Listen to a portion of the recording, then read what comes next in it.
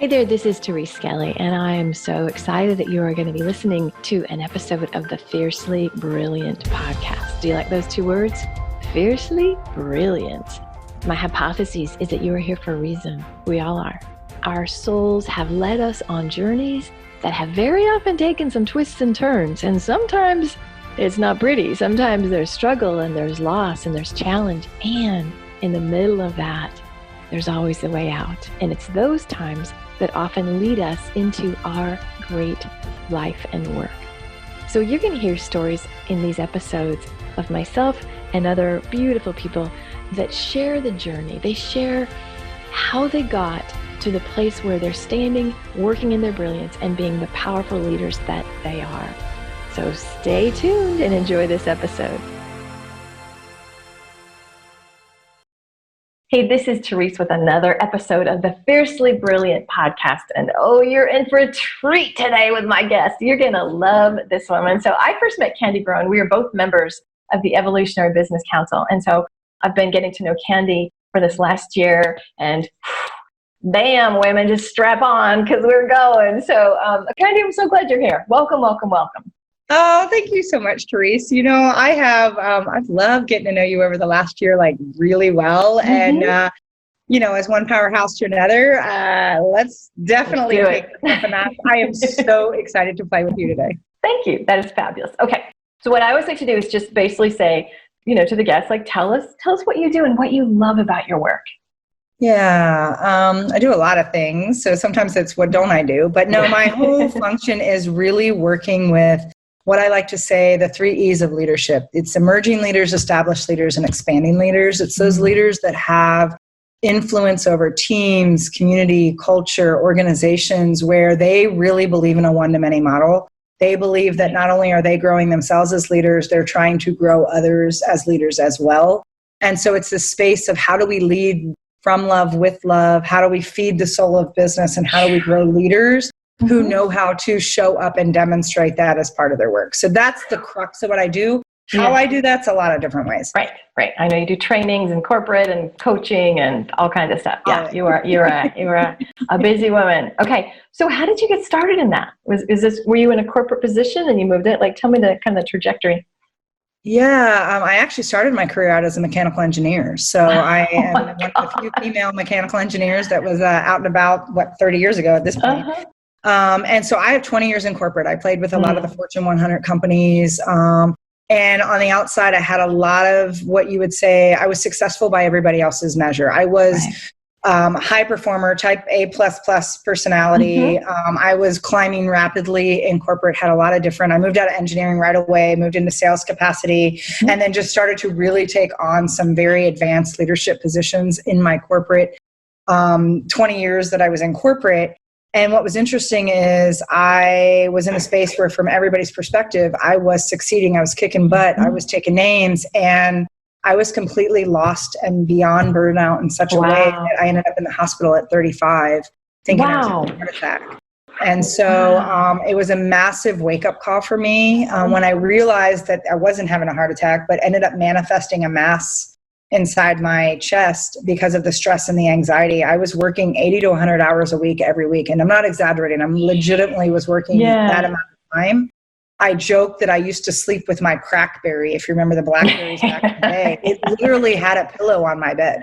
And I was so in a reactionary, high stress, very overwhelmed, deeply burnt out, to the point where I was like past the fumes in the black abyss of that. It was such a wake-up call for me. And when I left the company I was at that time and shifted, I had a leader who was my leader, who opened me up in such an amazing way. I remember her saying, "Candy, you're a tremendous leader. If you would let people see your vulnerability, you would be even more impactful and influential." Well, my career in Fortune 100 was not about vulnerability. Right, absolutely. And so once I started to do that and could see, and I took over the whole development of our team and our department and our function, and had some just really high performing teams in that capacity. When she left and I then had a micromanaging leader above her who was my leader, I knew it was time to go. And so I made a transition about 7.5 years ago to leave corporate, to bring, I saw the trainers, the consultants, the people they brought in, and I'm like, I have a message that's bigger than that, or as big as that. Yeah. whatever, they don't hear me when I'm here. I guess I got to go out. The minute I left, I became an expert. And it was like, now I was somebody they bring in as a consultant. And it blows my mind how so many organizations have gold in their organization. They don't see it. They don't know how to mine it from within. Okay, so let's just define the term leader, because years and years ago, like 15 years ago, when I started this coaching world, I thought leader was tantamount to manager. I was a solo business owner. I didn't understand leadership as more of an individual thing. So let's talk about what you mean by that, because it seems like this episode, we're going to help people tap into that stuff in themselves. So let's define what we're talking about. Well, and I love that you asked that question, because I do think a lot of people, I think we get into this very ritualized, very habitual, very numb space where we use business buzzwords that people just nod and go, yep, I got it. And we don't take time to redefine or really assess, is that what we mean when we say that? And I think leadership's one of those words.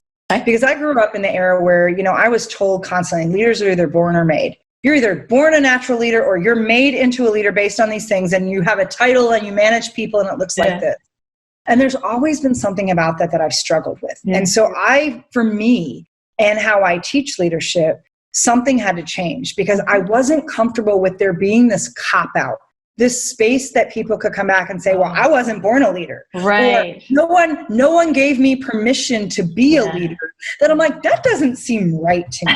And when I started to think about leadership, I started to think about, we all have an innate sense of being and our own gifts and our own skills. And we have our own unique, and I call it this little triangle of passion, experience, and expertise that we bring to the table. That's our unique voice print, our unique thumbprint. It's our unique unicornness that no one else, even if someone else sounds the same, no one can do it the way we can do it. So to think that I got to wait for someone to give me permission or to give me a title or to tell me that now I'm leading people, or I should say managing people, which that's a whole nother thing. Managing people, it's not even possible. You manage projects and systems, leading people.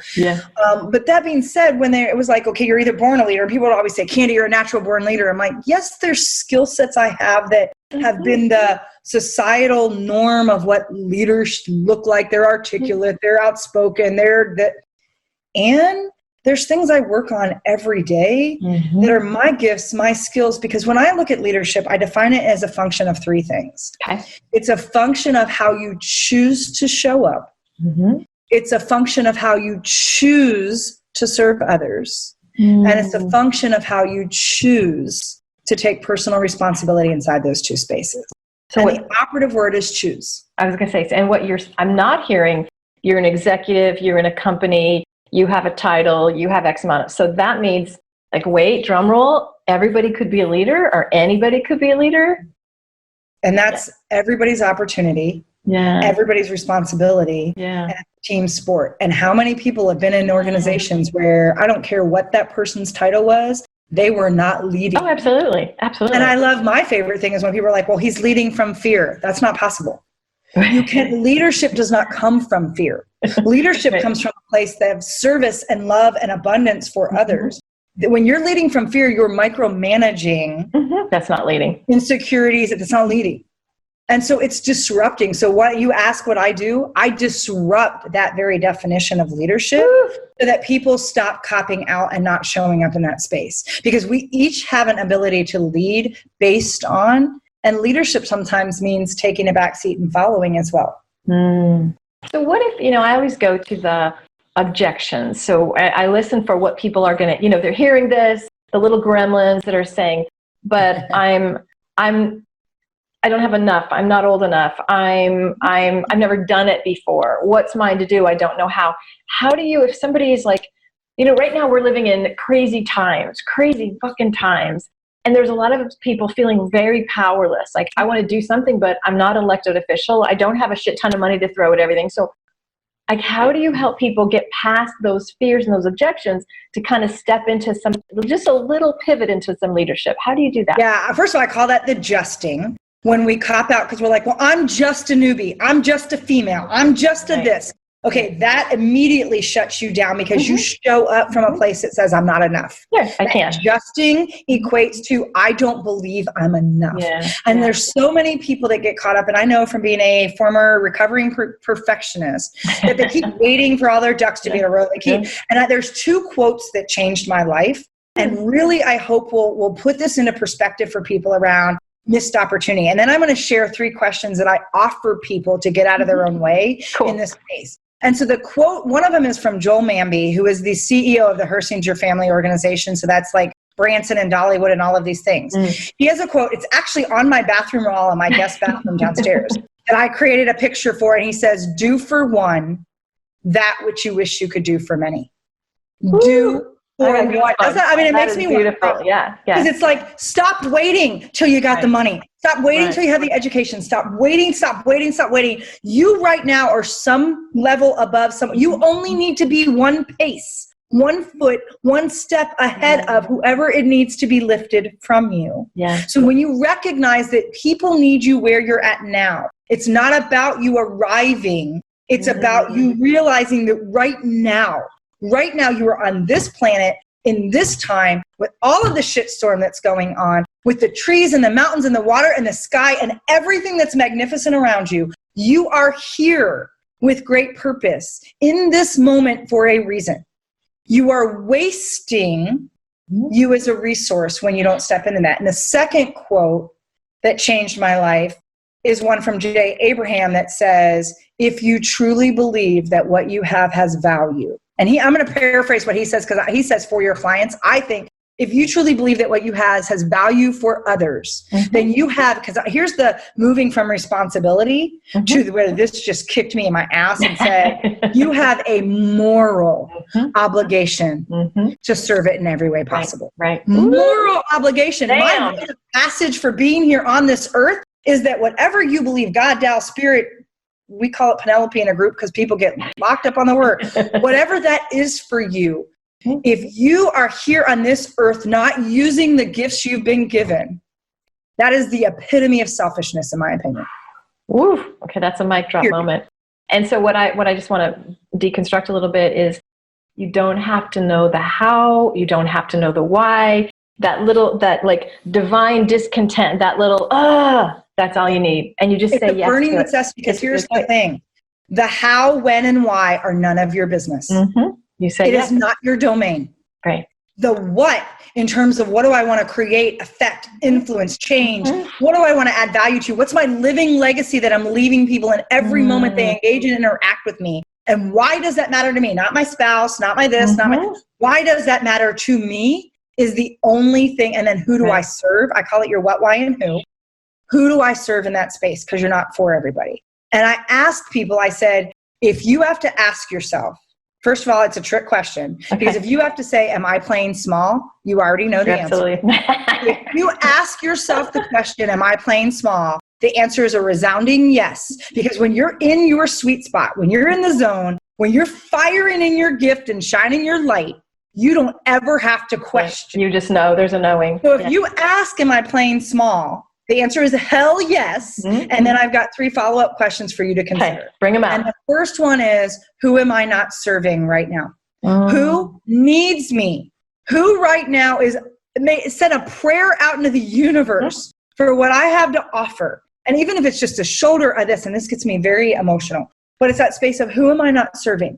Who right now am I being so selfish that I'm not serving in this moment? The second one is, whose permission am I taking away? Because I've already made an assumption that says, well, they're not going to pay for that. They're not going to value me. They're not going to hear me. I didn't even give them a permission to decide. How many times has someone said something to you, Therese, where like it wasn't even on your radar, but the minute that someone asked you the question, it dropped in and you were like, yes, like, oh my God, I need that right now. Yes. Right. Whoa, that was like an answer to a prayer I didn't even know I had. So whose permission are you taking away? And then the third one, and this one kicks me in my butt constantly, is who are you not letting shine their light? Because you're not asking for help, or you're not letting someone serve you, or you're not. And I can share a story about that where my friend, we were talking, and I'm on the phone and I was like, oh, business is going great. It's whatever. I said, man, but last Thursday I wanted to be in the fetal position. Whoo, what a day. And this was a couple years ago. And she's like, I don't remember my phone ringing. I said, what do you mean? And she goes, how come you didn't call me? And I said, because you have a family and 3 kids and one of them's my goddaughter and blah, blah, blah. Yeah. And she's like, and she doesn't remember this conversation, but it stuck with you. Yeah. Imprinted on you. Wow. So you get to decide how I get to show up and be your friend. Ooh. And I lost it. I was like, what? She goes, Candy, how do you feel when people call you? You're their go-to when they need a shoulder. Yeah. They need a rock. They need advice. And I'm like, I feel like, it's everything. She goes, and how come you don't let people do that? You robbed her. So I don't want to be your friend when everything's going right. I want to be your friend when it counts. Whose permission are you taking away, and who are you not letting shine their light? That's beautiful. Just like, let's just breathe into that for a second. That is huge. So let me ask, so I want to go over here in a minute, but I got to finish this thing. There are many women that serve all the time, almost to the selfless. And so where's the balance of, yes, I got it, because a lot of that was get out there, give your gifts. But how do you balance? You can't do it from depletion, and you can't do it, to compensate from not, you know what I mean? Like, so how do you, because I don't want anybody hearing, because and I know you're not saying at your own expense, you who used to work 100 hours. So no, and I will tell you, I'm going to redefine selfishness. Yeah. And selfish, because we think we're selfish when we take care of ourselves. Mm-hmm. What you don't realize is you're being selfish when you don't. And so there's a difference between selfish and self-full. Mm-hmm. Selfish says, I'm doing this with no regards to others, and I'm doing it because it's all about me. Mm-hmm. Right. Self-full says, I'm doing this in order to serve others. And I cannot give that which I have not replenished. Mm-hmm. I need to. And when they talk about your oxygen mask, I look at your cups of wellness, and I call it wealth. It's WELLTH,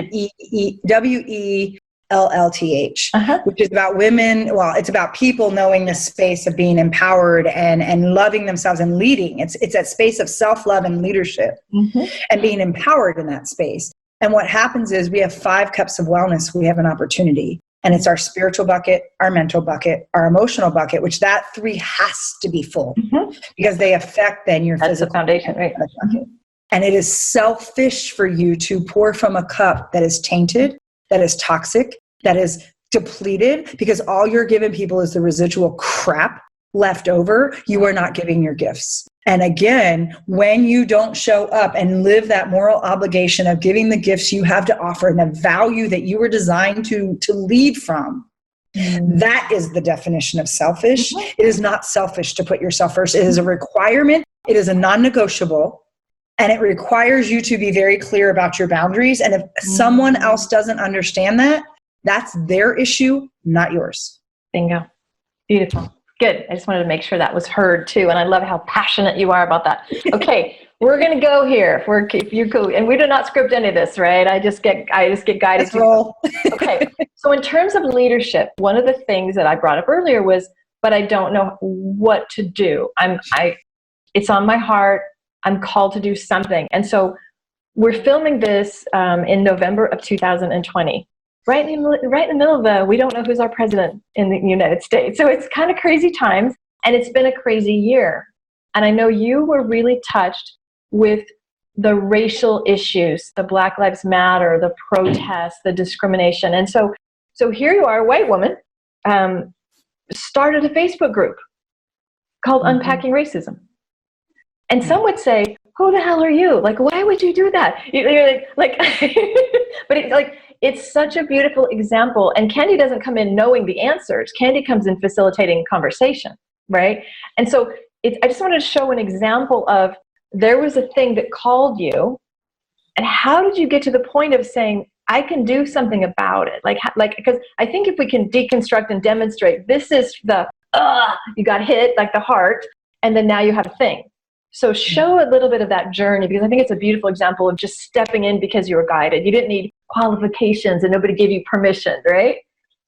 Right, because trust me, there was a part of me that resisted it for sure when I showed up. And so I would say that, while it's been the most tumultuous, it's been a year. And I also think there's a lot of blessings that have come from the fact that we're in this pandemic, and George Floyd's murder happened on May 25th, and the world could not hide from seeing it. Yeah. I have been one that was guilty for a long time, even though I've done work in social justice and I've done work in racism and I've done work in a lot of capacities in pockets throughout my life. There has been a very clear space where I'm like, I can't digest that. I can't watch that video. I can't know. It hurts my heart too much. And I tried to keep a blind eye because I didn't want it to be my issue. I didn't want to know the pain that was going on, and I wanted to dismiss it. And I did step into my privilege in that space.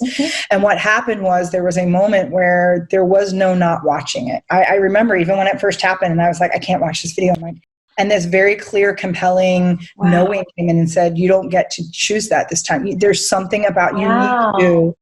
And so I took it takes courage. It takes that space to say, and I think about Brene Brown saying, look, me choosing comfort over what's required or what's needed or what's uncomfortable is the very definition of entitlement. And it was very clear that it's going to be uncomfortable. And so I remember watching it, and I remember watching it, and I remember watching it. And I just, like, I had this visceral grief that came over me, and I'm like, something's shifting, and I knew from a global something was moving in that absolutely moment. Yeah. And I kept saying, there's something that's being called to me. I'm wired. Part of why I've kept a blind eye is because I also know my hardwire, my human design is social injustice is like is an absolutely way I'm wired. It's part of my gifts. It's that space that once I'm in it, I can't not be in it. So I know that about myself. You gotta be, And so I kept getting this feeling. And I've been doing a lot of work right now around doing what presents, that getting out of the doing, getting out of the pushing boulders uphill, the force, the push, the pull, anything that's resistance, and allowing myself to really, my intuition is very strong. I've nurtured it. It's one of my superpowers. And to really listen to the whispers. And I kept getting a whisper that says something you're going to be asked. Just be prepared. And at the same time, I cleared out one of my membership programs. I cleared out some of these things. And I'm like, I don't know why. And of course, because what happened while I didn't start the group right away, it was in fact, I had a friend reach out. They're like, wow, you wasted no time to be very vocal about this. Because the minute it hit me, May 25th, I blew up all my pages, my groups. Like I could no longer not be in the conversation, and I couldn't stop. And I was just like, I'm going to be a force to open up a conversation and educate, and I'm going to bring light to this. I'm going to bring light to this. Like it just could. So I lost a third of my business. I lost a bunch of stuff that fell out.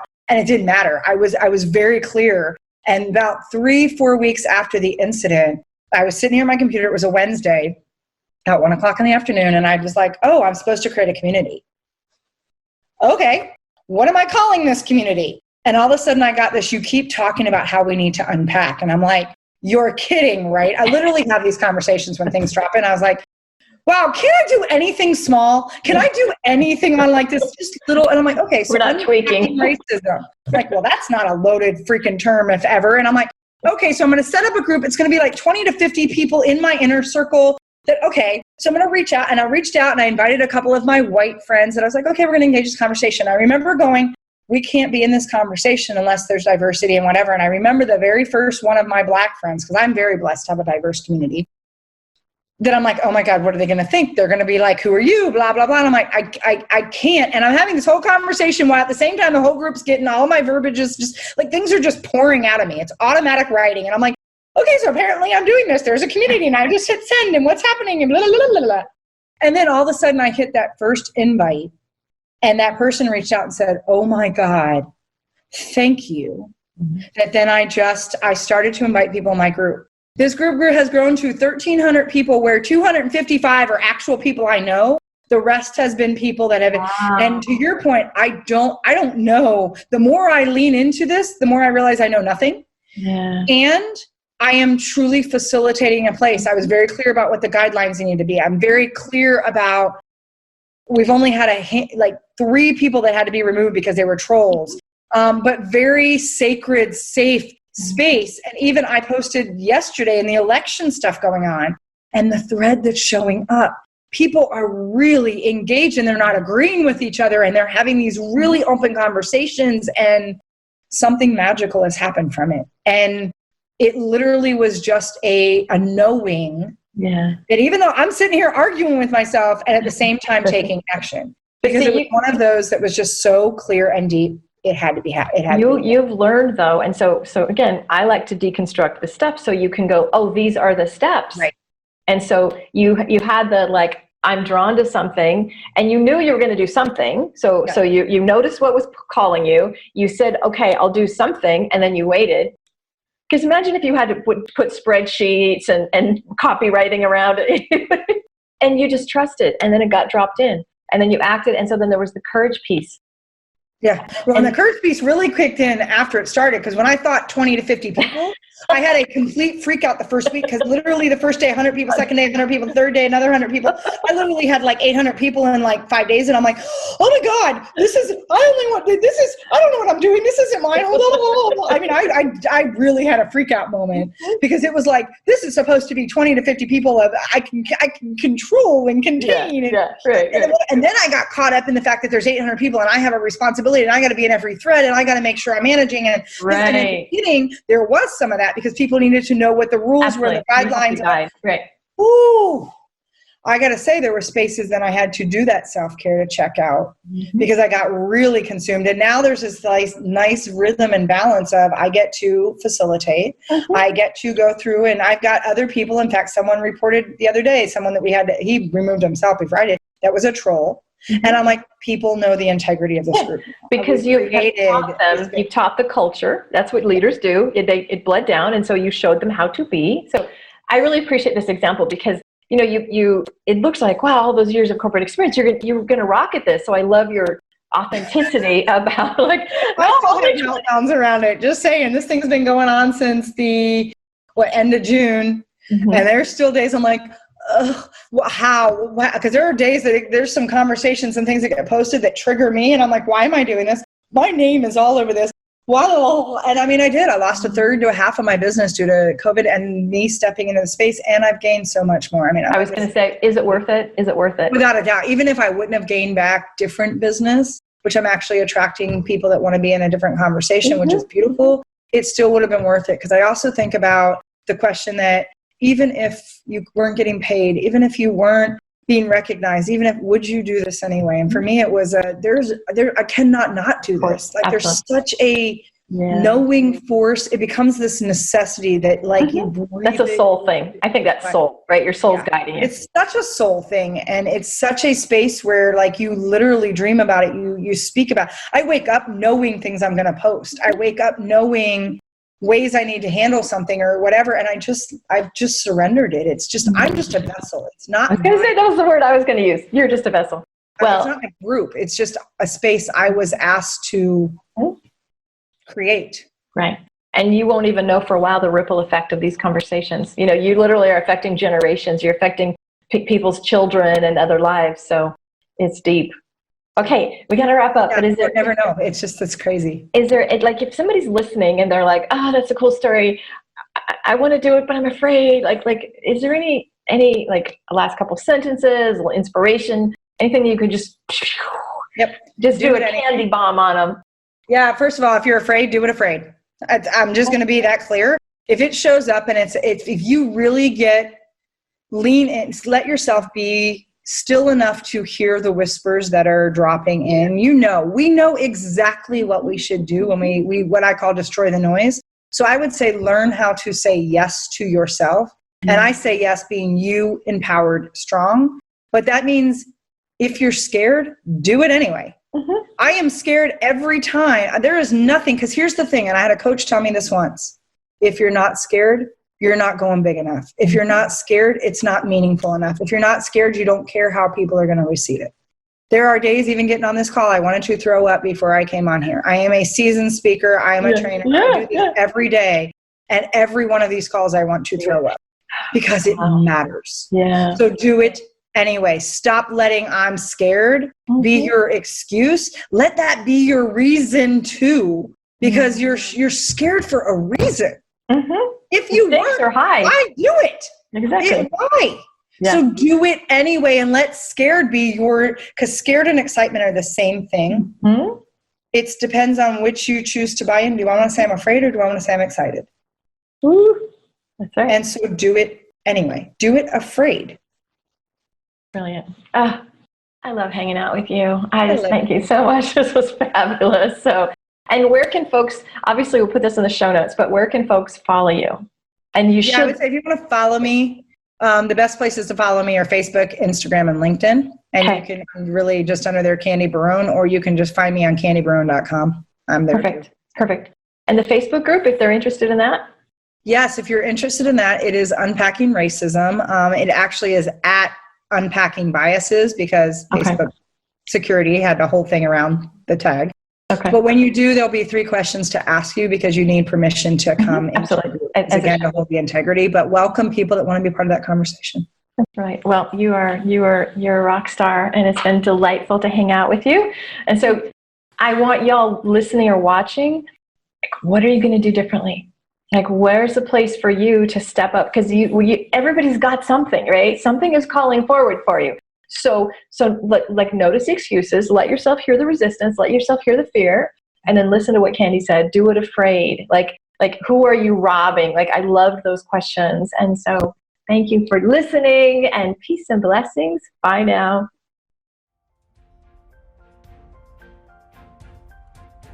Hey, I really appreciate you listening to that last episode. And I would love to get to know you a little bit more and to get to connect with you on a deeper level. And here's what I suggest. I've got a Facebook group that corresponds with the content of these podcasts. It's called Fiercely Brilliant Women in Business with Therese Skelly. So if you just search Facebook, Fiercely Brilliant with Therese Skelly, you'll find the group. It's a really nice group. It's a small group, and I'm super active in it. So each week we have a lot of supportive conversations. I share a lot of resources. I do a lot of coaching on the spot, and I would love to have you join me there. So if you like the vibe of this podcast and you want to hang out with a pretty darn cool community of women, join us at Fiercely Brilliant on Facebook with Therese Skelly. Alrighty, peace and blessings, and I hope to see you in the group. Bye now.